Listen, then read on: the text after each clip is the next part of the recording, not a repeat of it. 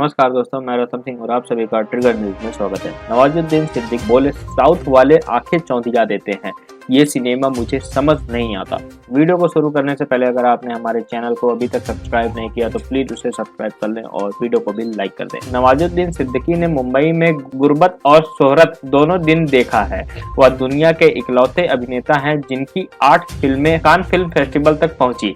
अपने किरदारों को लेकर लगातार प्रयोग करते रहने वाले नवाजुद्दीन अपनी अगली फिल्म हीरोपंती 2 में एक ऐसा किरदार कर रहे हैं जिसका नाम है लैला का। नवाजुद्दीन सिद्दीकी के निजी जीवन में भी सब कुछ ठीक ठाक हो चला है।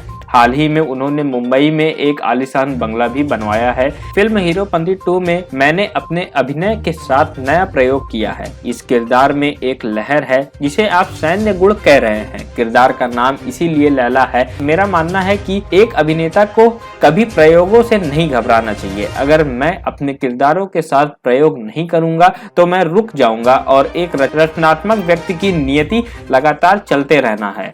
मेरे पास आने वाली तमाम कहानियों से मैं जानबूझकर ऐसे किरदार ही चुनता हूं जो मेरे भीतर के अभिनेता के लिए एक चुनौती पेश कर सके।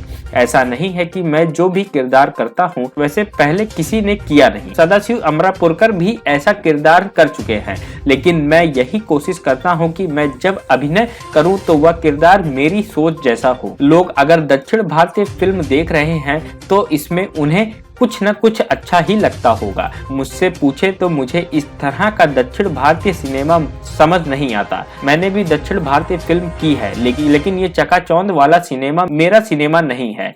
मैं किरदारों पर ध्यान देता हूँ। अभी जो फिल्म वहाँ की आ रही है वह घटनाओं पर ध्यान देने वाली फिल्म है, जिसमें हर पल दर्शकों को घटनाओं से विस्मित कर देने की कोशिश रहती है। हिंदी सिनेमा के लेखन में बदलाव की जरूरत का मैं भी समर्थक हूँ। मेरा मानना है कि हाल के दिनों में फिल्मों को लिखने वाले किरदारों पर ध्यान कम दे रहे हैं।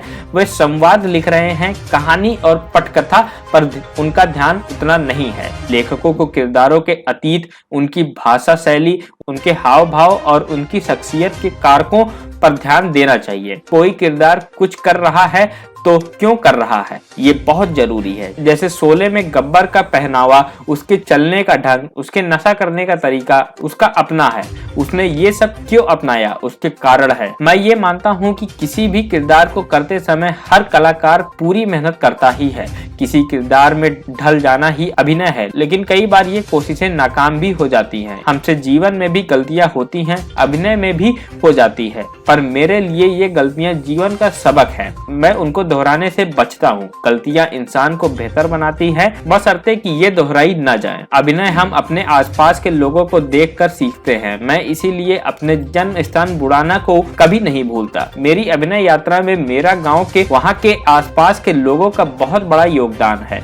मैंने उन लोगों के हाव भाव, जीवन शैली, रहन सहन से बहुत कुछ सीखा है। मैं अपने अभिनय में भी इसे दोहराने की कोशिश करता हूँ। देखकर सीखने जैसा दूसरा कुछ नहीं है। बुढ़ाना मेरे भीतर बसता है और ये मेरे भीतर के कलाकार को लगातार कुछ न कुछ सिखाता रहता है। मेरा नया घर दरअसल मेरी शख्सियत का ही दूसरा हिस्सा है। मैंने इसमें बुढ़ान की ही झलक दिखाने की कोशिश की है। वहाँ की स्थापत्य कला को मैं अपने साथ ले आया हूँ। अदाकारी के अलावा वास्तुशिल्प मेरा दूसरा शौक रहा है। लेकिन एक खास बात जो मैं आपसे साझा करना चाहता हूँ वह है कि विलासिता मुझे भाती नहीं है। मैं चाहकर भी विलासिता पूर्ण जीवन नहीं जी सकता। बड़े बड़े आलीशान कमरों के मुलायम गद्दों पर मुझे अब भी नींद नहीं आती। मैं अपनी कोठी में भी एक छोटे से कमरे में जाकर ही सो जाता हूँ। मुझे लगता है कि सोने के लिए एक कोना ही काफी है, इतने बड़े कमरे की क्या जरूरत। हम सामाजिक जीवन जीते हैं, कलाकार भी सामाजिक प्राणी ही होता है और आसपास होने वाली गतिविधियों का उस पर भी असर होता है।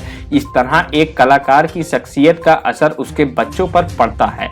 मेरे बच्चे बड़े होकर क्या बनेंगे ये तय करने का अधिकार मुझे नहीं है। मैं अपनी पसंद उन पर कभी नहीं थोपूंगा। उन्हें जीवन में कुछ बनाने के लिए मैं कभी अतिरिक्त कोशिश भी नहीं करूंगा। मेरा साथ उनके फैसलों को लेकर होगा, लेकिन जो भी फैसला होगा वह उनका अपना होगा।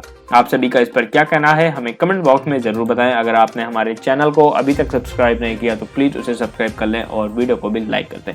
तब तक के लिए जय हिंद, जय भारत।